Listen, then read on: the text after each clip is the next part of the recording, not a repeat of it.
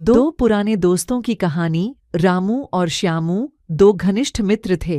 दोनों बचपन से ही साथ साथ खेले, बड़े हुए और गांव के स्कूल में पढ़ाई की। उनकी दोस्ती की मिसाल पूरे गांव में दी जाती थी। दोनों हर खुशी और दुख में एक दूसरे का साथ देते थे।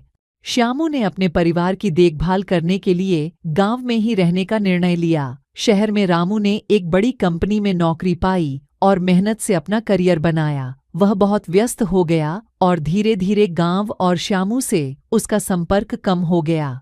इधर श्यामू ने अपने खेतों में मेहनत करना जारी रखा। उसने अपनी खेती में नए नए तरीकों का इस्तेमाल किया और धीरे धीरे उसकी आर्थिक स्थिति सुधरने लगी। उसने गांव में एक छोटी दुकान भी खोल ली, जिससे उसकी आय बढ़ने लगी।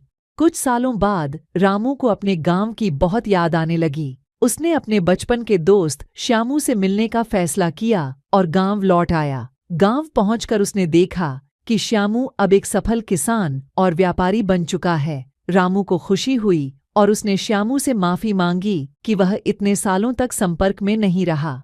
श्यामू ने हंसते हुए कहा, दोस्ती में माफी की कोई जगह नहीं है रामू। हमें एक दूसरे की जरूरत थी और हम दोनों ने अपनी अपनी परिस्थितियों के अनुसार जीवन जिया। रामू और श्यामू ने फिर से अपनी पुरानी दोस्ती को जीना शुरू किया।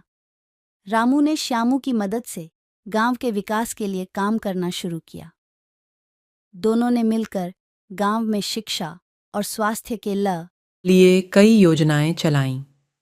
इस कहानी से यह सीखने को मिलता है कि सच्ची दोस्ती समय और दूरी की मोहताज नहीं होती।